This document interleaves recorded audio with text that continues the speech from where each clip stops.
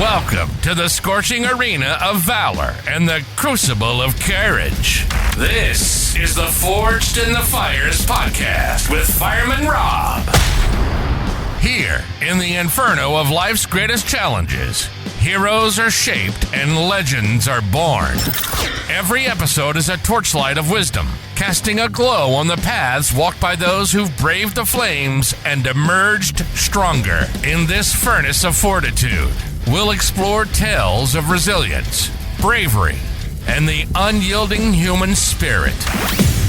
Each guest brings their own spark of insight, lighting up the darkness and guiding us through the smoke of adversity. With Fireman Rob at the helm, prepared to delve into conversations that smolder with significance and stories that kindle the soul. It's not just a podcast, it's a beacon for all who seek to rise from the ashes and glow with purpose. So stoke the fires of your curiosity and ready your heart for tales of triumph and transformation. The flames are roaring. The stage is ablaze. Welcome to the Forged in the Fires podcast. Let the journey begin.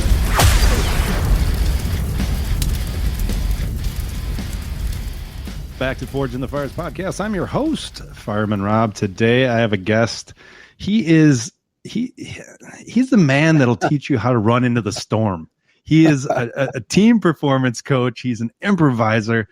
He is an author, and he is the founder. Yes, he is the founder of the movement Live, Yes, and.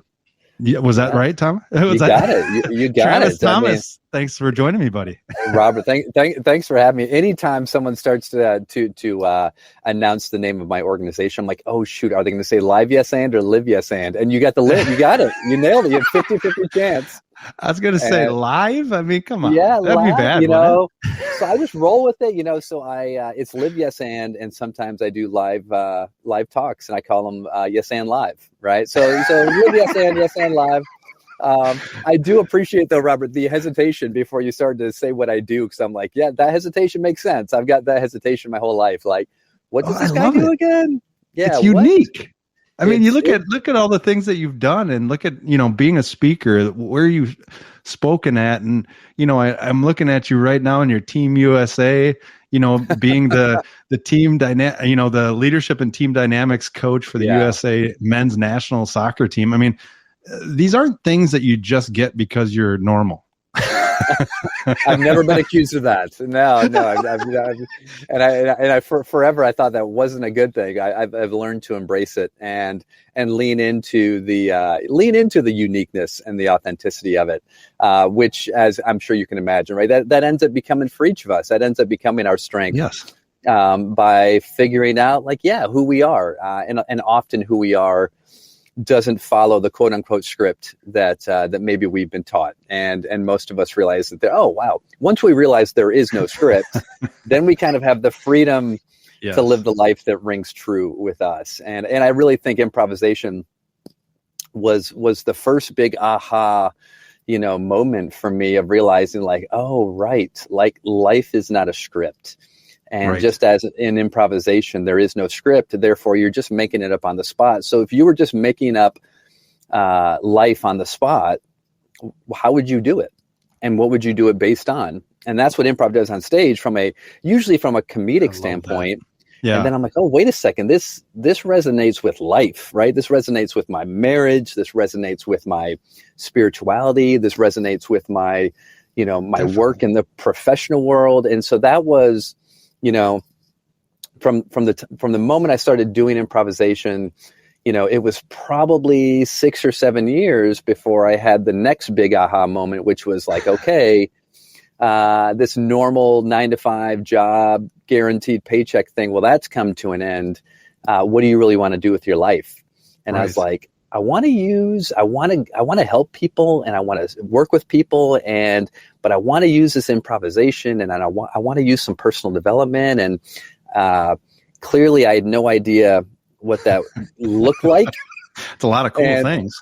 And it's a lot of cool things. But as my good friend at the time told me, early on when he saw me kind of floundering and struggling and seeing the work that I wanted to do, but like, yeah, man, I don't know how that's going to work out for you. You know, he said, he's like, yeah, there's not a lot of work out there for philosophers, is there? And I'm like, yeah, Aristotle, come on. you know, and maybe that's true, maybe it's not true, but you know, then it was just, well, so keep following that calling, or keep following the excitement, keep following the purpose inside you that feels like this is the direction that you're moving. And so thank God I didn't know what the journey and the path was going to look like and how long, you know, sometimes success takes.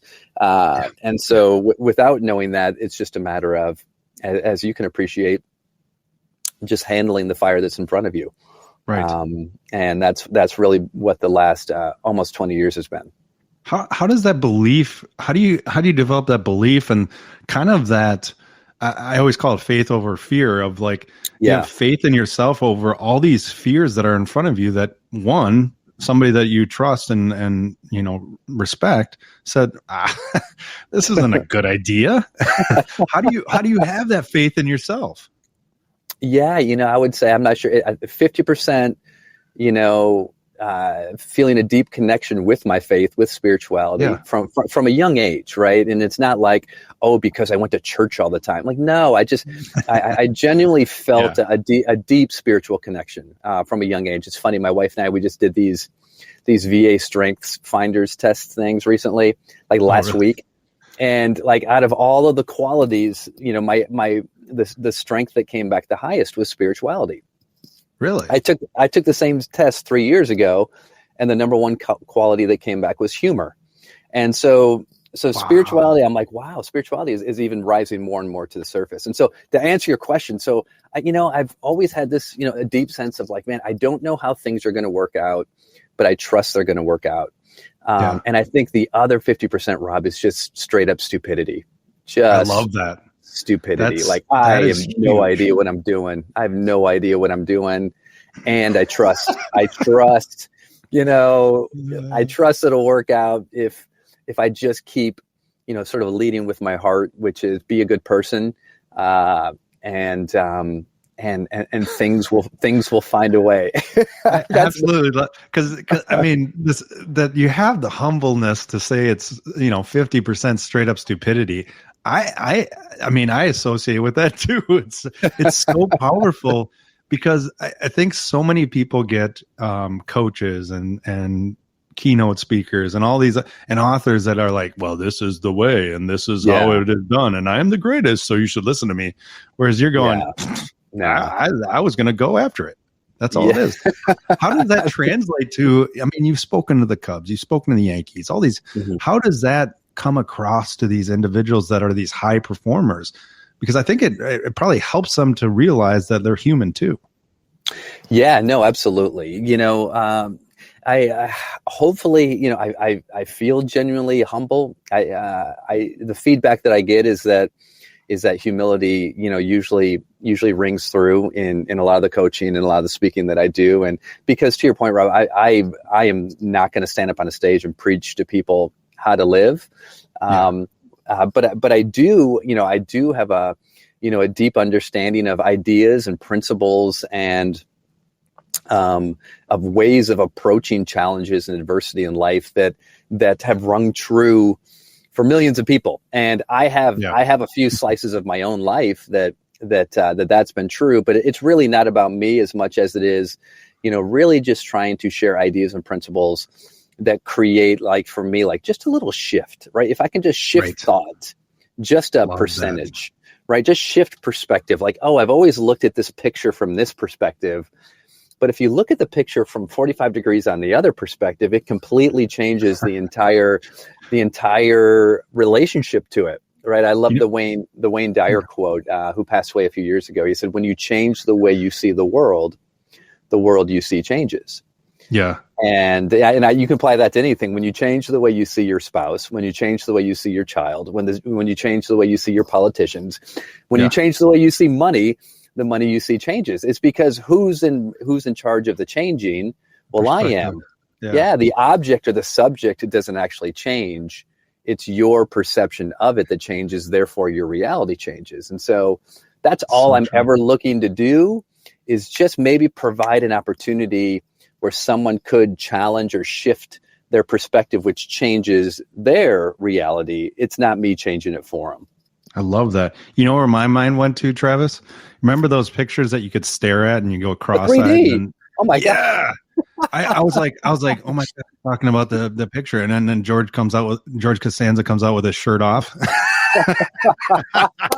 You're like, cross my eyes. I don't need to see that. Yeah. I was like, wait a second. Is Travis having everybody go to the bathroom and look at these 3D pictures? Yes. You know what the cool thing about those things? I remember like walking through the mall, right? And they would have the kiosks in the mall, and you would walk by people, and like there'd be 3 people who were just staring at like it looks like gibberish. And then someone would go, and you'd hear people walk by going, "Those idiots! There's nothing there." You know, you're like, "Am I being punked? Right? Am I being punked? Am I just made to look like it?" But the funny thing about those pictures is the harder you try to see it, it doesn't work. It's. I remember going, "Okay, wait. All I have to do is just stare and like relax my gaze, and just relax and wait for it to shift instead of forcing for it to shift." It's a perfect analogy for what you do. It's like, if the more that we try to force reality or force our future, the less it's likely to do.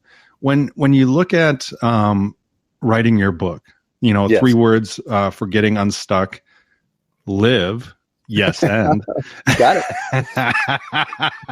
because if people don't understand that, they're not going to grasp that concept of what you're putting out in that book. How can you purvey, like, how do you live what's in your book?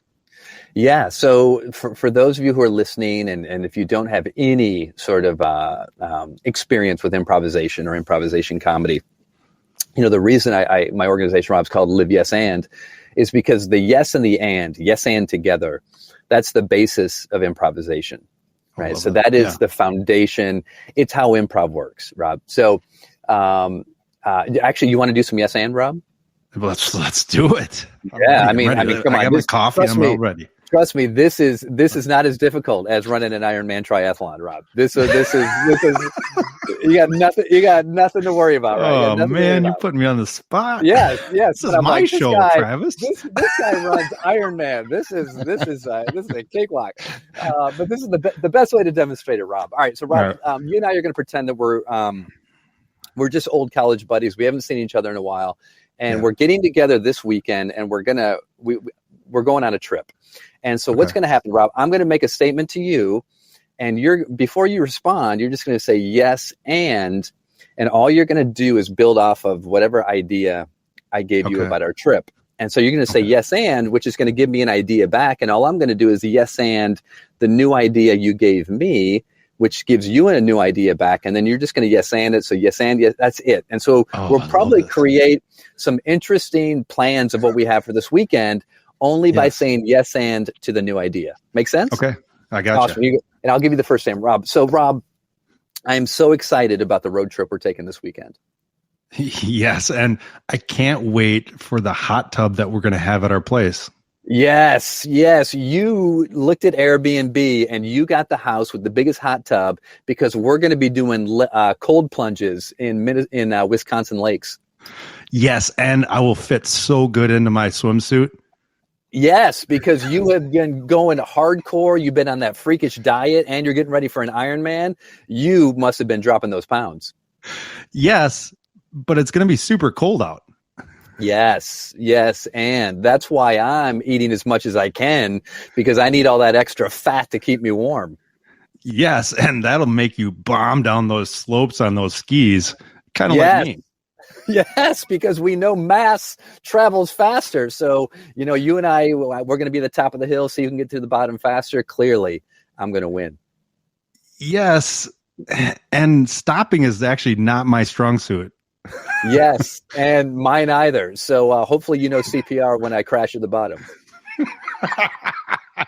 Oh my God, was this the greatest? All right, we'll end it right there, Rob. We'll end it right there. So there you have it. I love that.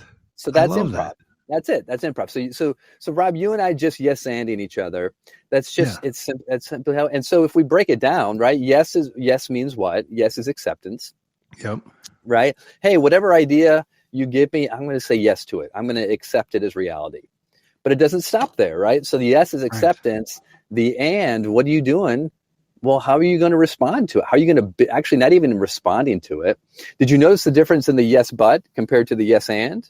Yes. The yes, but is it's kind of like a subtle, ooh, I'm not sure about this. Yes. Yeah, where the totally. yes, and is total commitment to it. Yet I'm going to take it and I'm going to collaborate with it. That's the and. So the yes is acceptance. The and is our response, which is in collaboration. So when we are living yes and, now get off the stage and just be in life, when you are living yes and, you're in radical collaboration with reality. Wow, I love that. Right?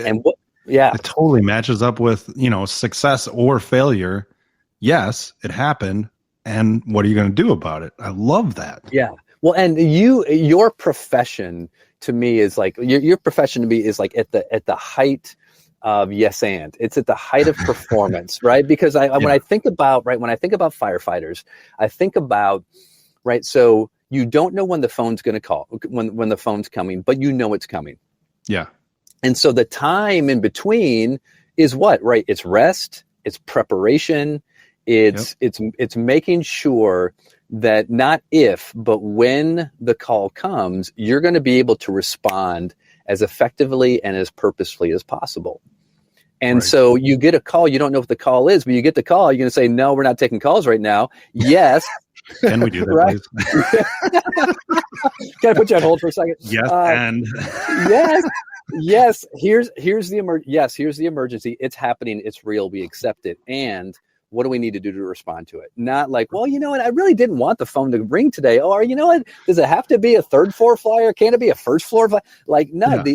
It's like That's is yes, what it is. That you were talking about. It's a yes, but yeah, exactly. And that's how life hits us. Right. That's how life hits us. Life we can't control, right? We can't control 100% of what happens to us. Now we can be prepared for it, but we can't control it. And this is the cool part. And we control 100% of how we respond to it. Oh, I love that. And so the yes and is putting all of our energy and all of our focus into how we respond to what is happening, not stressing out and thinking that we can control what is going to happen to us. And so again, that shift, right? Just let's just look at this picture a little bit differently. Instead of me trying to control the situation, I'm going to focus on responding to the situation. So whether I'm working with, U.S. national team soccer players, or whether I'm working with, a 12-year-old who is, dealing with fear of failure on the field, the concept's the same. It just doesn't change. Oh, I love that. How did you, when you first started doing it for outside of the improv area in performance, how did it feel once somebody kind of got it and you saw that performance increase? What was that feeling on your side? Yeah, that's the best part, right? That's the that's like hitting a great shot in golf on the 18th hole after you've played a miserable round, right? Yeah. That's the thing that gets you to come back and do it again. Yeah, exactly. The satisfaction, right? So the equivalent of, I've never felt that, but yes, I understand. Yeah, I've heard about it. I've read it in books. So when I'm able to work with someone, or just even, giving a talk, and you see someone, you just see like a light bulb go off and like, oh, right. Like that's what it's all about. And so, it's not like I grew up as an actor and I didn't grow up doing theater. I didn't take my first improvisation class until I was 25. Oh, wow. And I had, I'm out of college, I played sports my whole life, passionate about soccer. I'm married now. I'm working at a job. And as I started learning yes and started learning these improv principles, it just opened up like the world. I'm like, oh, wait a second, this falls in line with my spirituality. This falls in line with because it's about relationships and it's about perspective. And so it was. I felt like I found improv as an outsider, kind of as a developed adult, and so I'm like, oh. I know. So when I'm sharing it with others, like they have the perspective that I had when I was 25. Right. I get that, like, oh, I know what it's like to be an outsider and then hear these principles. I know it can ring true for them just like it rang true for me. Oh, wow.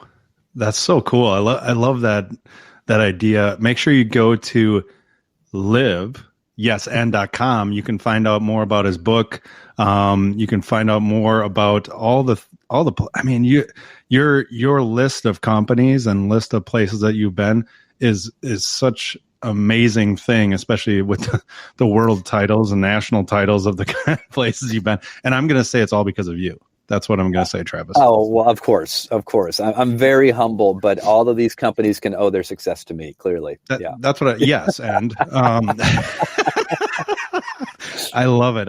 It's been such an honor to have you on, Travis. Make sure you go to liveyesand.com. You can find out more. I always end my podcast the same way. Are you ready, Travis?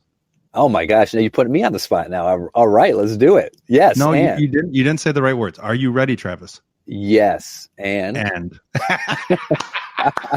sorry, I had to do it. All right. If you could go back to your 18-year-old self and give yourself one piece of advice, what would that be? Wow. 18 years old. I was, struggling with courage. Okay. And which is why the book I just started writing, thus Running at the Storm, is about courage. So I would tell my 18-year-old self, being afraid is okay. Love it. Just focus on the actions and the behaviors. Being afraid is okay. Being fearless, it's not about being fearless. It's about being courageous. So just be courageous. Love that. All right. If you could give, everybody's going through challenges and struggles in their life. If you could give somebody 2 habits to incorporate into their daily life to continue to move forward, to continue to live in a forward direction, what would those 2 things be? Yeah. So, I'll try to practice what I preach. I have a daily routine. It's just incorporating a few different components into kind of a morning sort of journaling and mental preparation for the day. But 2 of those big components that I do on a day-to-day basis that are habits that I think are really, really effective for everybody is I always reflect on gratitude from the previous day, because it's really easy to just focus. We know that the brain is wired to focus on the negative. So we need to be much more intentional to focus on the positive. So by focusing on gratitude, it's a daily reminder of there is always good going on in your life. And we know from a physiological standpoint, that releases all the right chemicals that helps us mentally. So I always reflect back on at least 3, if not more, that I'm grateful from the previous day. And then what I do with the current day, I do a few different things, but the one thing that's been really powerful for me is I do free writing. I just do this free writing exercise. Maybe it's not even, maybe 2 minutes, 3 minutes tops. Right. I just call them I am statements. Oh, nice. And I remind myself who I am. And, I remind myself is like, I am a kind father, right? I am a loving spouse. I am a hard worker. I am a writer. I'm an improviser. I'm a speaker. I'm a creator. I'm athletic. I'm courageous. I can do hard things. I am, and it's just, as you do it, it's like this gift for yourself that you're reminding ourselves just who we are. And it's not about our titles. It's about all those qualities that we possess. And so gratitude, and then those I am statements. I love that. It's so powerful to be able to have that, and you start to believe it, because that's what you need to do. Absolutely. Right. Yeah. you need to. All right. This last one. You make it. Exactly. Mm-hmm. All right. Here's the last one. If you could have coffee at a firehouse, so in other words, any questions on the table, it's answered, with 3 people, they can be deceased or alive. Yeah. Who would those 3 people be? Oh, wow. These are tough ones. Deceased or alive. Oh, there's so much. Yeah. There's so much. Yeah, it's like I almost need like a mixture. I need like a mixture of people. You do. Yes. This would be quite. All right. So I've got to bring my mom to this conversation. Oh, my mom passed away sort of pretty quickly and tragically back in 2017. And so, right, we just didn't, that's thank you. And it's just like, oh, wow. Even just have one more conversation, go, hey, Mom, we need to talk. So I'm bringing Mom to that. When I think of, man, just a level of presence, of going through difficult things. It's going to sound cliche, but like a Mahatma Gandhi, right? His level. Yeah. I think I may be able to learn a few things from him. And this last one is, you know what? We need some humor with depth. With depth. Ooh. So I'm gonna bring Jim Carrey to this conversation. I love him. Yes, because Jim he went from struggle to all of the Hollywood extrinsic success and all the negative and positive trappings that go with it. And now he's come out on the other side, and he's deeply philosophical, and he's deeply spiritual, and he just has a really, really interesting perspective that's very soulful, and yet still tremendously funny. And so I would love to have that. Would be quite a cocktail of inspiration at that firehouse. I love that, Travis. It's been an honor to have you on. You're an amazing man. Keep doing what you're doing. I appreciate you. Rob, thank you. And again, all the amazing things that you do, pushing yourself and pushing your own limits, all in the spirit of helping others is truly an inspiration. So thanks for having me on the podcast.